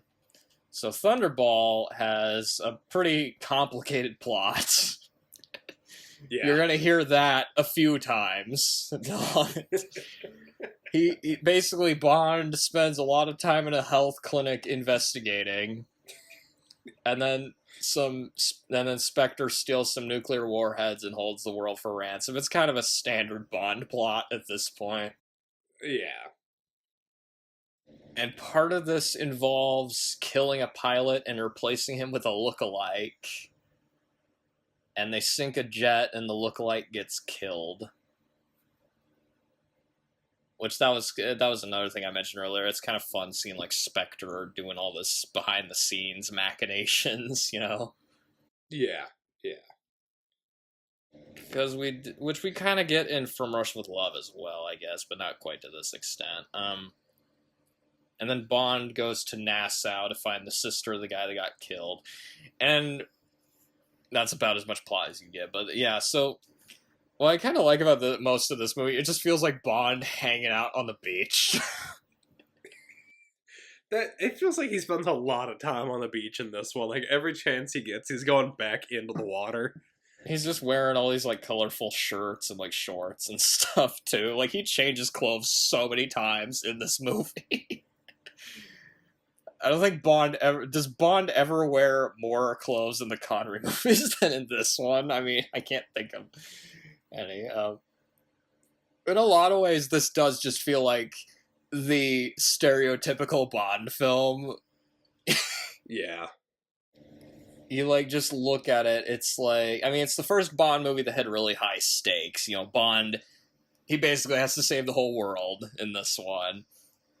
And you got all the, you know, beach stuff, and you got the gadgets, you got, you know, the bad guy with, like, a pool filled with, like, sharks. It's like, you really see like where Austin Powers got a lot of stuff from. You know, there's a lot of classic Bond stuff going on here in this movie. I also think Thunderball has a way better ending than Never Say Never Again. Yeah. They're in the raft, and then the plane, like, basically picks them up. They're flying up in the air. It's insane. Like, just like, God, that'd be so scary. Speaking of Never Say Never Again, it has the same plot as Thunderball, except that Sean Connery is older, basically. And I kind of just used this as an excuse to list, like, I listed a few weird things that happened in Never Say Never. I listed there's this weird dance scene with him and Kim Basinger. Yeah. And that's the scene where he reveals that her brother died, too, and it's just like, wow, like... It's so strange. It's yeah. I will give Never Say Never Again this, though. I like that they acknowledged Bond's age instead of just ignoring it, like they did with the Roger Moore ones. That's true. Because here, Connery is clearly older, so they actually did kind of make it part of the plot. Yeah. It's not executed the best, but it's like, they're like, okay, you gotta eat healthier, you gotta go to this clinic. There's a little more of a reason for him to go to a health clinic in the movie. So there's that. And there's kind of the whole, like, is Bond, like, an anachronism? This is kind of one of the first movies that tried that, I guess. Yeah, like I mentioned, it feels a lot like the later Daniel Craig movies in that way. Like Skyfall, or like, you know, some of the other ones. It's not done very well here, though, but, you know, hey, they tried. But yeah, it's basically Thunderball, but not as good, because Spectre steals nuclear warheads. Instead of having the look-alike thing, they basically have the guy get weird eye surgery. Yeah. And like Thunderball, it felt like there was a lot of downtime in this. It's just kind of Bond just relaxing. But here, it just doesn't feel as, like, fun. Oh, this movie has white slavery in it. Do you remember that? Oh, that's right, yeah. Towards the end, I always forget that's in this movie, where Largo basically tries to sell Domino to some, like, Arab guys or something. I don't know. Yeah. It's they weird. They just kind of show up. It's a little confusing. Yeah. They mentioned that one of the bombs is in Washington, D.C., which I'm like, okay, they're... How do they do that? That sounds like the more interesting movie. That would be a Tom Clancy movie, basically, if they did that. Yeah. Bond retires at the end, which, okay, that would have been kind of new at the time. Yeah. You know, so there's that. But overall, it's basically just Thunderball in the 80s and not as good, basically, is what, you know. There's that weird video game scene, which I'll probably talk about later. Yeah. Now, Octopussy has me at a loss with the plot. So... James Bond is sent to make sure a Fabergé auction goes smoothly. Not only that, the Fabergé egg, okay, the movie starts with 009 dressed as a clown, carrying a fake Fabergé egg to an embassy, and he gets killed by knife-throwing circus twins. Did you get all that? That's only the catalyst for the plot. And then there's that auction, and, like, it turns out, it's so complicated. I just... It ends with Bond dressed like a clown trying to tell a United States general that there's a nuke about to go off. My God. He wears so many disguises in the movie. Okay, he dresses as a gorilla at one point. Ridiculous. He dresses as, like, a soldier at the beginning of the movie. He dresses as a gorilla and as a clown in the same movie. It's absurd. Like... It was honestly, he was wearing so many disguises in this that it started feeling more like a Pink Panther movie than a James Bond movie. It really did. I mean, And a lot of the movie, it just feels like Roger Moore just going around irritating people, making bad puns. I mean, that's what he usually does. Much. But then on top of that, there's a lot of like Cold War paranoia going on because they're like trying to. Because it's actually a pretty like serious like plot where they're trying to like. They almost blow up some civilians with like a bomb. Basically, they get really close to actually pulling it off too. This is the only Bond movie set in India, which I think is kind of cool, you know, so it's very exotic. You see the Taj Mahal. Yeah.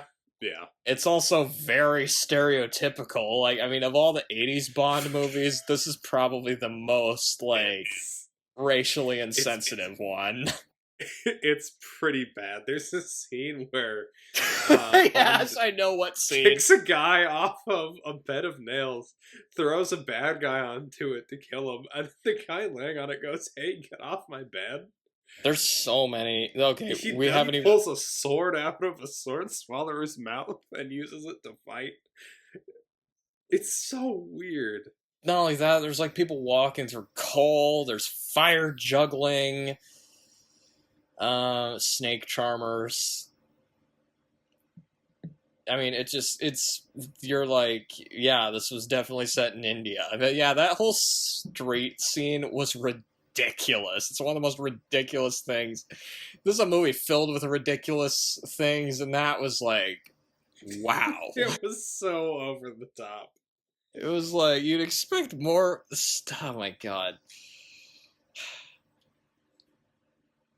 So it's a very, very bizarre, overcomplicated plot, but it does add entertainment value, so it's like, okay. Yeah. Oh, okay. What do you think? Thunderball again? Yeah, because... It's a little bit more focused and like... Yeah, it's a bit more focused. And for as fun as parts of Octopussy's story is, it's just so all over the place. And nonsensical, too. It's like... I'll probably talk about this under tone, but I mean, the tone... Wow. Okay, so dialogue. Okay, this one actually... Real quick. I just want to say something. Yeah, what? If Never Say Never Again wins all of the remaining categories, it could still win. Well, let's start now then. Okay, so... dialogue. Thunderball has some of my favorite Bond lines in this. There's some corny ones, but I mean, Connery does deliver the one-liners well. Like, one of the ones I always think of when I think of Bond one-liners, I mean, it's Bond shooting a guy with a harpoon gun and saying, "I think he got the point." I mean, what? Against a palm tree too. Doesn't he get impaled against a palm tree too? He does, yeah. One of my favorites is when Largo says, "My associates have spoken to me about you." Bond responds with, "Nothing bad, I hope." Nothing bad, I hope, yeah. When someone asks him what he does for work, he says he's a licensed troubleshooter at one point. Oh, when Fiona Volpe dies, because they were, like, dancing with a bunch of people. And she gets, like, shot in the back. Like, he, like, sits her down in, like, this chair and, like, says to the two people sitting at the table, "Can my friend sit this one out? She's just dead." It's like... And you can see his facial expression, like, after he says that is perfect. It's like, There's some good lines with him and Domino as well. Yeah. He, like, says he knew what her name was because he saw the bracelet on her leg, or her ankle, and she says, "Oh, what sharp little eyes you got. Wait till you get to my teeth."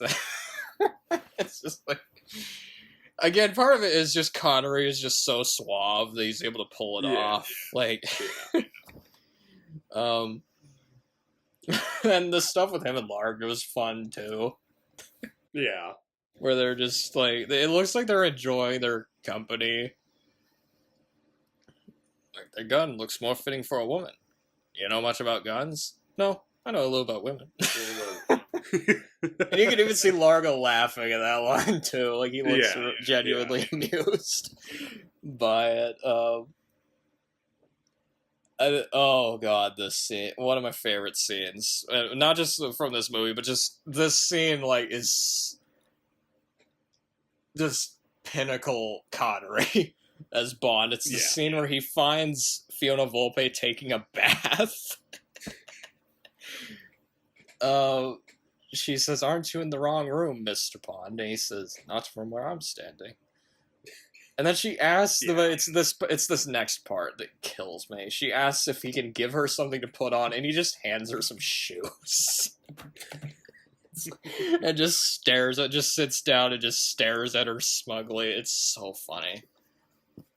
Like, that scene right there is just, I mean, you know, it's like he's an asshole, but he's so charming at the same time, too. Yeah.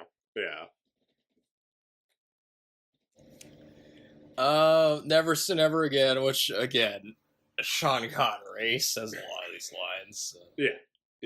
And to be fair, Never Say Never Again has a few good zingers here and there, mostly from Bond. One thing I find funny, it has the same screenwriter as Flash Gordon. That's fun. And also, wait, both movies have Max von Sydow playing one of the villains. Yeah, that's true. There's a few funny lines here and there, and if you have any, you can mention some. Like, at the beginning, Bond, like, he's saying to Moneypenny, like, that he's supposed to eliminate all free radicals after they've told him to eat healthier. I thought that was pretty funny. Yeah. And some of the ones with him and Fatima Blush are pretty funny, too. Like, "I've made you all wet." "Yes, but my martini's still dry." I like the one where she's, like, trying to pressure Bond right before she kills him, and he's like, what was the line? I just remembered. Service agents can't give endorsements. Oh, right. I forgot about that. Okay, that scene, there was another line during that scene I thought was funny. Because basically, she's trying to pressure him into, like, saying she was the best lay he ever had. And she's like, say Fatima was the best you ever had. And then he's like, "Well, to be perfectly honest, there was this one girl in Philadelphia." And she gets so mad at him. Yeah, that was pretty funny. Q has a really funny line where he's, like, talking about how, like, things are, like, so boring without Bond, and he's glad that he's there. He says, back. Yeah. "I hope we're gonna have some gratuitous sex and violence." that one was pretty good. And Bond says, "I certainly hope so, too." The part where he threatens a guy by shoving him in a closet. And he gives him a cigar box and tells him it's a bomb. "Any lateral movement on your part, and you could be served in an egg cup." So there's a few good ones here and there. And Octopussy, I mean, just the fact you have Roger Moore in it, you're gonna get a lot of one-liners. There are a lot of one-liners in this. And I did groan at some of them. Like, at the beginning, like, this woman gives him he gets a name tag because he's in disguise, and, like, the disguise, the name tag, it says, like, Taro. General Toro, I think. Yeah, Toro, that's right. And he says, "Toro sounds like a load of bull." It's like, okay. Or when he lands the plane at a gas station and goes, "Fill her up, please." "Fill her up, please." Yeah, that's a pretty funny one. I also like how when he meets his contact, the guy's, like, playing a flute. Oh, and he's playing the Bond theme. And then Bond, like, goes by and, like, tosses a few coins at him and says, "That's a charming tune." It basically broke the fourth wall. That it was just like, okay, let's. Yeah. I guess the theme from Goldfinger is whistled in Our Majesty's Secret Service, but yeah, that usually doesn't happen. When he escapes from Kamal Khan and ends up on like a tour boat, this woman asks him, "Are you with our group?" "No, ma'am, I'm with the economy tour." I liked this one line from Kamal Khan. I liked. He says, "Mr. Bond is indeed a very rare breed, soon to be made extinct." And Orlov's got a couple funny lines too. There's one line in particular that really stands out. I wish I could remember what what was the one you were going to mention? Comrade Chairman, General Gogol is presumptuous. That one, yes. He speaks Thank for you. himself and others who cling to timid, outdated, and unrealistic policies. Outdated and unrealistic policies. Might I remind you of our overwhelming superiority over NATO forces? Just it's delivered just perfectly. the way he exaggerates, like, timid with the fake Russian accent just kills me.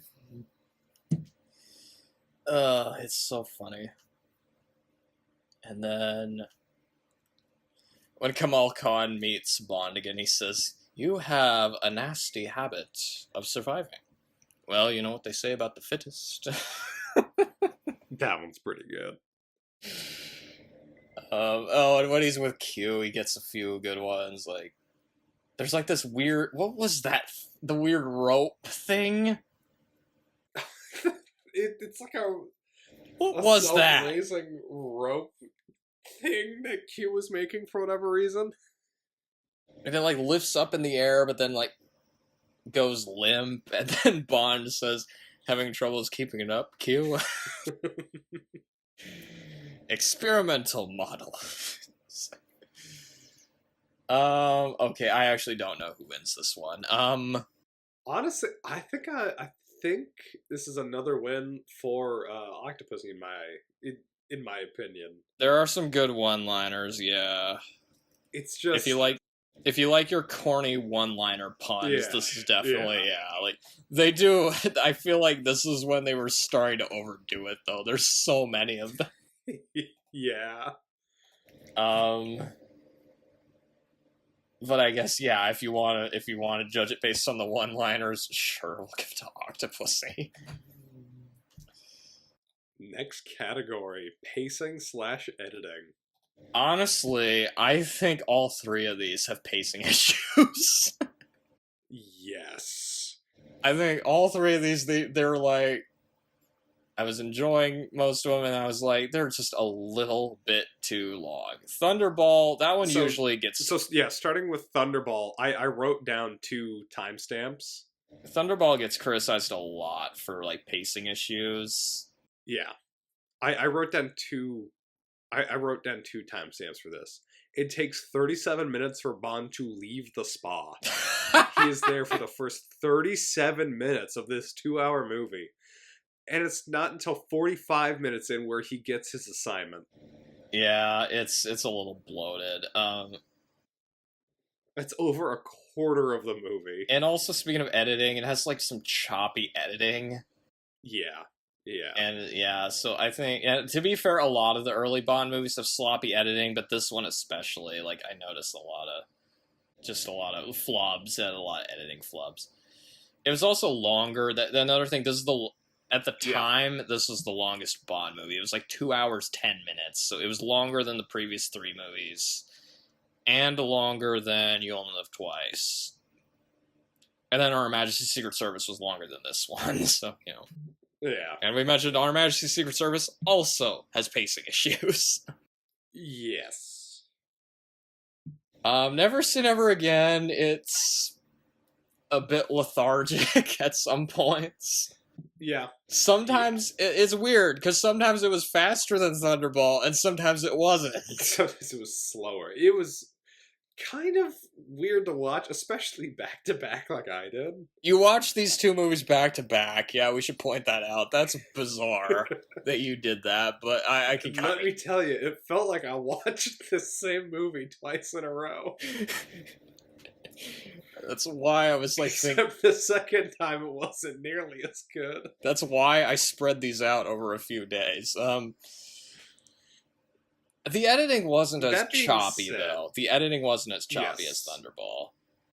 And I will say, although it does have weird, almost alternate pacing issues, I do think, as a whole, it was better paced than Thunderball. Okay.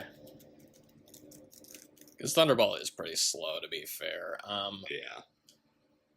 But also, I feel like that kind of helped in Thunderball's favor, because it was able to set up the plot better. That is true. They did spend a lot of time building the mystery and intrigue. Maybe a little bit too much, but I feel like you got the plot set up. Whereas with Never Say Never Again, even though it's the same movie, you're kind of lost during some parts. Speaking of being lost, let's talk about it. Octopussy, it's weird. So it's a bit slow at the beginning. Yeah. Not a lot of action in the first half, although, and also it takes a long time for the title character to show up. Yep. So it's kind of weird in the pacing as well. And I feel like it has a lot of pacing issues at the end, too, because it feels like the movie's over, and then there's still another, 20-25 minutes left. Kind of like what happened with, this is a common problem with, I think this happens with a few other 80s Bond movies. It happened with Living Daylights, where it kind of felt like there were multiple climaxes. Yeah, I can kind of see that. Yeah. I felt like the story flowed okay. It was confusing, but something interesting would usually happen in each scene, at least, so there's that. Whether or not the interesting thing was good or not. Probably not for the right reasons, but I mean... The editing didn't really stand out to me. It was fine, but it didn't really stand out. Would you consider the Tarzan scream part of the editing? I guess that include... If you want to count sound editing, yeah, that was a weird addition. They're just is they didn't even try with that. It's literally just the Tarzan sound effect playing over Bond swinging on branches. What? Okay. So, honestly, I think I have to give this point to Never Say Never Again. I'm afraid that you're right, actually. It managed to get a point. Because all of them, I think all of them have pacing issues. But, as far as editing goes, it might have the least editing issues. Yeah. I can't believe I'm saying this, but we're giving this category to Never Say Never Again. I guess the poor thing needs to have some points. Okay, camera work is okay, so Thunderball is interesting because it has a nice widescreen presentation, which is part of why they changed that's part of why they changed the gun barrel, because they wanted it to fit the widescreen. And they really wanted to make it look like Bond was on vacation in this movie, so Yes, there's a lot of landscapes. A lot of nice location shots of Nassau. A lot of underwater shots. I mean, the fact they were able to pull off these crazy action scenes underwater, I mean, you gotta give them credit for that. And I don't remember if I brought this up, but all the scenes with the sharks looked really good. Oh, yeah, absolutely, yeah. There's a good camera shot when they throw the guy to the sharks and you see his point of view and blood filling the pool. That was a pretty good shot, yeah. And this was before Jaws too, so. And they're actual sharks too, which is you don't get that very much nowadays. So I think it's a pretty well shot movie. I mean, okay, maybe not the flashiest Bond movie, but it's, The action's shot well. The locations are shot pretty well. Never Say Never Again has the same... It's just kind of... It has the... Okay, this is going to blow your mind. This has the same cinematographer as the Indiana Jones movies. I'm actually not super surprised by that. Oh, really? Yeah, that's kind of what that's what I wrote down in my notes. I'm like, this feels a lot more like Indiana Jones. I mean, some of the action scenes are okay, but like a lot of it just looks kind of boring. It looks like a TV movie or a TV show. Yeah. This movie, one of the problems with Never Say Never Again, this movie, despite its budget, it looks super cheap. It's weird. If it weren't for the video game scene and that weird motorcycle, I wouldn't know that this was an 80s movie. Yeah. And the underwater scenes, they're not anywhere near as impressive as the ones in Thunderball. There's just not a lot of, like, energy to the proceedings. It's just kind of... I called it lethargic earlier. I think that's a good... right term for it, yeah. The lighting's just kind of dull. I wasn't blown away by the way, which is sad, because it's the same guy that did the cinematography for the Indiana Jones movies, but I guess I don't know what happened here. Yeah. Octopussy. Now, the camera work is fine. Okay, you said that Never Say Never Again looks like Indiana Jones. I think Octopussy looks more like Indiana Jones. With like the way the action scenes are filmed and so, especially the train. I'll give that the dinner scene especially reminded me of. But also that train scene looks like something that'd be in Indiana Jones. That's true. I think the camera work is fine. The locations look nice. I mentioned earlier a lot of like 80s Bond movies, they get kind of criticized for being shot like TV movies, and Octopussy whenever they're like indoors, it looks like a TV movie usually. But I don't think it looks better than Never Say Never Again though, even though it costs less, which is ridiculous. Thunderball. I think again. Yeah, Thunderball. It has to be. Even before I watched these again, I knew that it was gonna win just because, like, I was remembering more shots from it, and just, I mean, again, like, filming on water is hard. Yeah. I mean, Steven Spielberg will tell you how hard it is. Like, just so you know, at this point, Thunderball has won. Oh, yeah. Of course it has. I mean, because there's, 15 categories and it's won? Yeah. Yeah. Okay. It's won 8. I was gonna laugh if it got, 7 categories, 007. So the action scenes. Thunderball has a lot of memorable action scenes. I keep mentioning the opening. The opening. Opening is one of my favorites because it's very fast paced. All the punches and hits feel like they have weight to them. There's a great energy there. Basically, Bond is he's at this funeral, and he gets in a fight with the widow, who turns out to be a Spectre agent in disguise. And the fight, it's such a good fight. And it has even more novelty because it's Connery fighting his own stunt double, which is fun. Yeah. And then he kills him by, choking him with, a fireplace poker, breaking his neck. Yeah. But then he takes the time, to, toss some flowers on him. I'm not sure what that was about. Because they're at a funeral. I guess. But I find that so funny, too. And then he leaves on a jetpack. He has a rocket pack to give. I mean, this whole opening is this is classic Bond. I mean,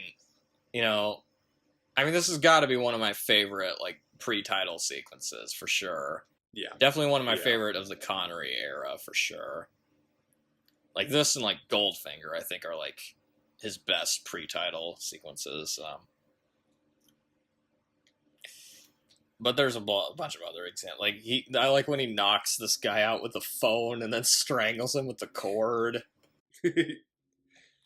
uh, there's like it's a kind of a short car / motorcycle chase sequence, but that one's pretty fun. It has a good energy to it. Fiona Volpe has a motorcycle with like rockets, and she blows up this guy's car that's chasing Bond. Yeah, that's pretty good. And then all the underwater fights, especially the one at the insane. End. They're crazy. You got like these guys like using knives to cut their breathing tubes. They're shooting harpoon guns. They're just wrestling. There's like 40 guys in like the shot just shooting harpoons. There's so many people. It's insane. Like, I can't believe they were able to shoot this, like, and choreograph it. It must have been such a headache to plan out, but it looks genuinely impressive. And there's like so many explosions and like sharks too. Like, there's so many sharks in this movie. Yeah. Bond has this big water tank on his back that shoots missiles and makes him go faster. It's crazy. He has like an underwater grenade that he uses to blow up like 3 guys. Oh god, it's insane. I know a lot of people like they call the underwater stuff kind of slow, but I like watch this. I'm like, this is just so batshit insane. Like, I can't believe they did this in a movie. For real, too. Especially for, like, the time that the movie came... Like, 1965 they did this. 60 years ago. This is the 60th anniversary of Thunderball. Like, that's true. I like when there's this guy hiding in his shower, and then he turns it on to, like, get him out. There's a really intense... Okay, this scene is really intense, where they're fighting in the shark pool. Yes. It's a really, really tense scene. And there's actual sharks, too. They used actual sharks in this movie. Yeah. The only thing that separates Connery from those sharks is, like, you can kind of see a pane of glass at one point. So. And I realized his underwater breathing device, it kind of looks like the ones from Phantom Menace. From Phantom Menace. Yeah, I was thinking the same thing. It really does, yeah. Oh, that chase scene through, like, that Mardi Gras parade, that was really good. Yes, especially because that ends with the, like, gunfight at, like, not the gunfight, but, you know, the... With Fiona Volpe, yeah. Where... Fiona Volpe getting shot, yeah. But also, that's one of the few times you see Bond, like, wounded, and he's, like, bleeding out his leg while running away from these guys. It's really intense. The fight on the Disco Volante at the end, it's... it's got some weird editing. Yeah. Although I like the part when, like, the boat, it kind of, like... Detaches, yeah, that was kind of cool, I thought. Apparently the part when the boat, like, crashed and blew up, that part, the explosion, it was apparently so big that miles away, in, like, a nearby town, it shattered a bunch of windows. That's how loud it was. Yes. It looked like a pretty big explosion. Yeah, but yeah, so Thunderball... definitely delivers on the action. Again, there's pacing issues, but there's a lot of memorable action in it, to be fair. Never Say Never Again, the action, it's okay. I mean... There's really only one real standout fight scene in this. Yes, there's a really good fight scene between Sean Connery and Pat Roach. Where they're wrecking this whole health clinic. Like, so much stuff gets destroyed. It's insane. Because, like, they start in the gym, and they eventually work their way into the kitchen, into various, like, supply closets, just breaking down doors and windows. When you said this felt like Indiana Jones, this scene, I can kind of see why you said that. Yeah. Not just because it's Pat Roach, but just the way it's, like, filmed and stuff. It really does feel like Indiana Jones. I also like how they go past these people watching, like, a sporting match, and they don't see any of this at all. And they just keep fighting. It's so funny. And the way he dies, the way he kills Pat Roach, he throws his, like, piss sample in his face, and then he gets impaled on some, like, glass and stuff. But yeah. Aside from that, I just don't really... I mean, the motorcycle chase is okay, but it's just not very memorable. And then there's the arcade scene.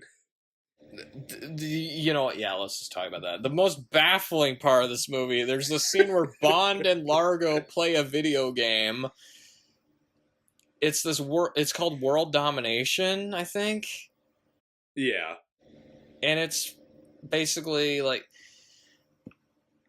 I don't even know how to describe it. It's like both players have 2 nuclear missiles, and you're trying to maneuver it to hit the other player while also shooting lasers at different provinces in different countries. You know what it is? And this movie came out the same year as this. Do you know what I'm going to mention? What? It's global thermonuclear war from War Games. That's basically what it is. It really is. But yeah, it's this weird, like, it looks like an arcade game, except they're doing it for charity? What? It's like for Largo's charity or something? I don't know. It's like... It looks so goofy, but honestly, that scene, I do enjoy it just because of how, like, just cheesy and where it feels. It's just so out of place. Out of place it is. I guess if you're gonna count anything as an action scene, I guess there's that. The opening, I think the opening is okay, but like if it weren't for the god awful theme song, I think it'd be a lot better. Because it's Bond on this like training exercise, and there's some okay stuff there, but just that music, it's terrible. No, just the easy listening music just doesn't mesh. It's like this music you got from the worst lounge in the world, and it's like it's so bad. There's an exploding pen. Yeah. It's, I mean... And he kills someone with an exploding pen, which is kind of cool, but, That part is kind of funny, because there's, like, nothing left of that person. Yeah, because that's when he kills Fatima Blush. Just shoes left. That's one of the better scenes of the movie, to be fair. So there's, like, a few scenes that are okay, but, yeah. There's a shark chase, which it doesn't even compare to the one in Thunderball. No. The one part I thought was kind of funny is Fatima Blush tries blowing up Bond's room, but he's having sex with a woman in her room instead. And that's the only reason he avoids getting killed.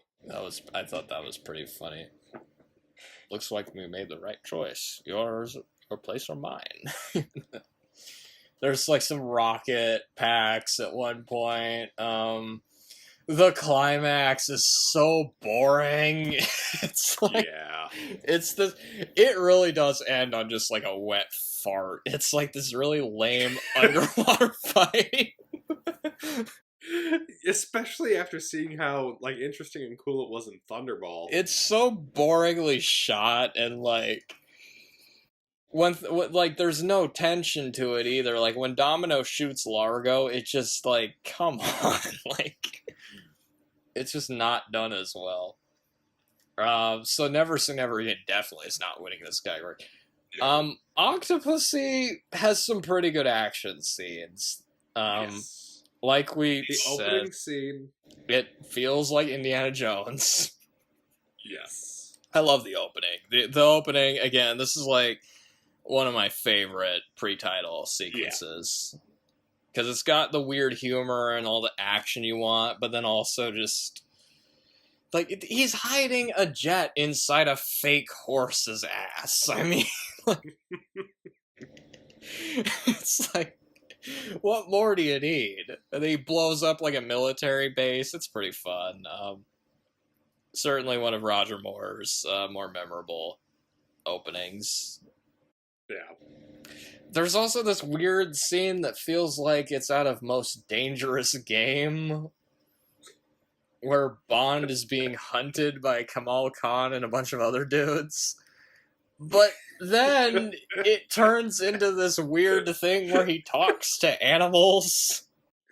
Yeah, he tells a tiger to sit, and it does. He's jumping Sit? on top of alligators. He does a Tarzan swing.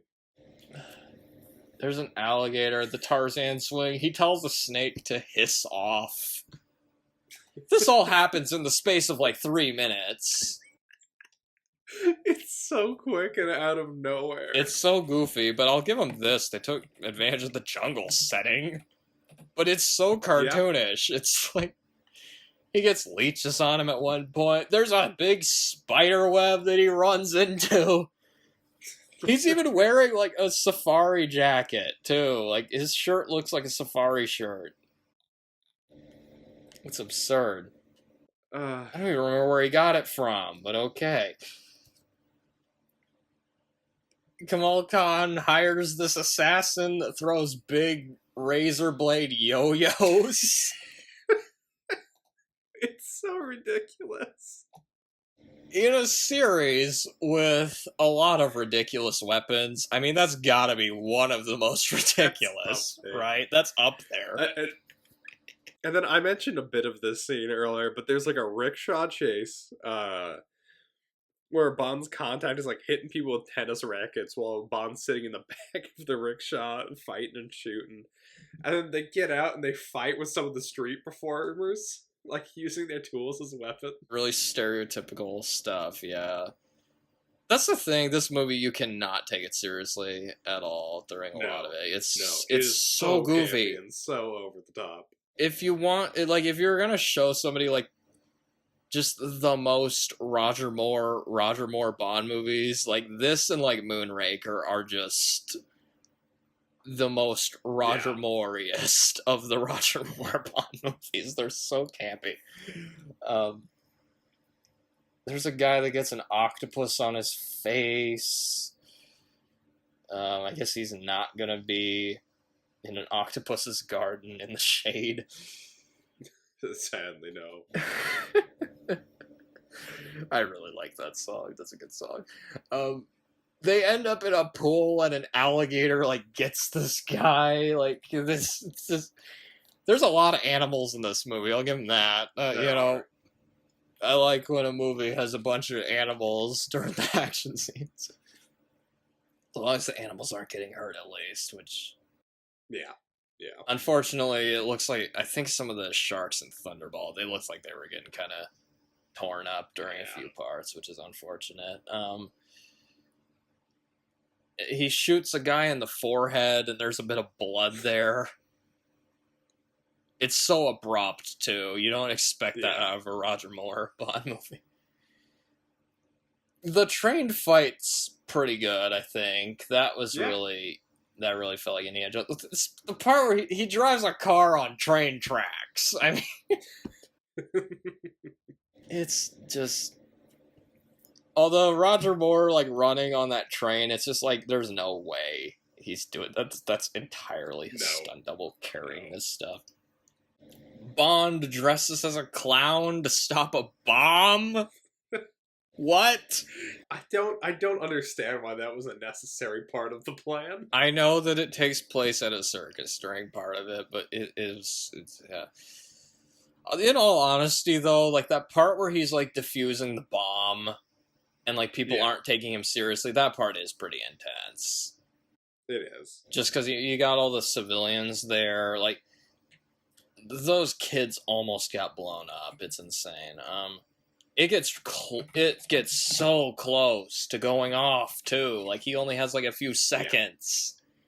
Yeah. It hits the zero right as he's disarming it. Yeah. I think we have to give... Oh, yeah. Sorry. I have a few more I want to mention. There's a fight scene with a bunch of circus acrobats. It's pretty ridiculous. It's ridiculous.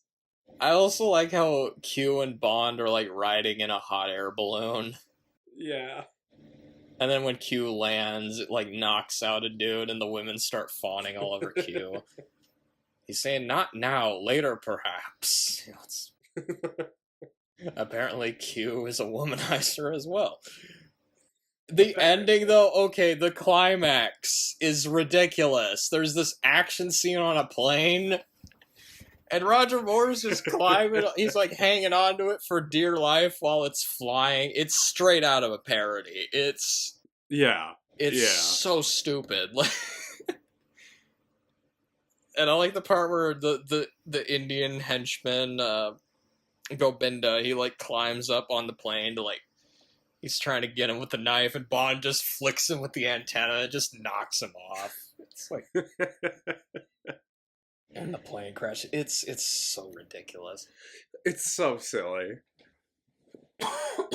So what were you? Sorry, what were you gonna say? I was just gonna say, I feel like we have to give this one to Octopussy. Like, there's no way. Because like Thunderball had a lot of fun ones, but like. There's some impressive stunt work, though, in Octopussy, to be fair. Like, with Octopussy, you can really tell they were trying to, like, compete with Indiana Jones and stuff. And so they definitely upped, like, the stunt work and, like... Yeah. I'm kind of torn on this one, actually, because Thunderball has some good stuff as well. It does. I just feel like Octopussy did it better. The train scene's pretty good, and the opening. Those are the two that stick out to me. And the Thunderball, I think of the opening and like the underwater stuff mainly. Yeah. I'm kind of torn on this one. I'll give it to Octopussy just to move this along because we've been going for a long time, and also because it's way behind. It doesn't have a chance of winning anyway, so yeah. Good night, you stupid idiot. Good night, you miserable slob.